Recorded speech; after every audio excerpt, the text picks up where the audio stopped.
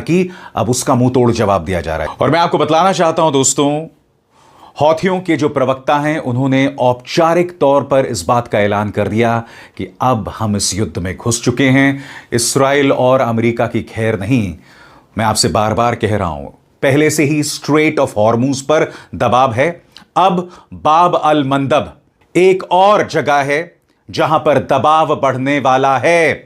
दोस्तों, अब आपके जहन में दो सवाल होंगे कि हौथीस के प्रवेश के बाद यह जंग किस तरह से अब एक नया मोड़ लेने वाली है। दूसरी बात, पहले से ही हॉर्मुज जल डमरू मध्य पर दबाव था। अब बाब अल मंदब जहां पर हौथियों का कब्जा है, वहां पर उनका नियंत्रण है, वहां से भी अब शिप्स जो हैं आगे नहीं बढ़ पाएंगी।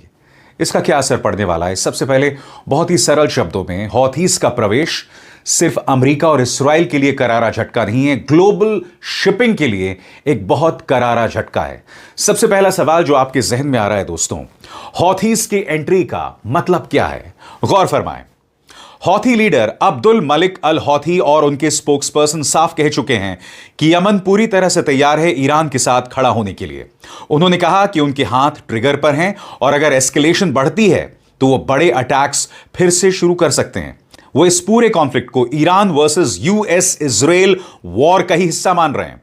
इसका सीधा मतलब रेड सी शिपिंग रूट्स, ऑयल सप्लाई और शायद इस्राइल पर भी दोबारा हमले हो सकते हैं। तो अब आप समझे दोस्तों, डोनाल्ड ट्रंप और नेतन्याहू की जिद ने दुनिया को किस कदर बर्बादी के रास्ते पर ला दिया है। अमेरिका ने बातचीत के दौरान ईरान पर हमला कर दिया। ईरान के पास जवाब के अलावा क्या रास्ता था?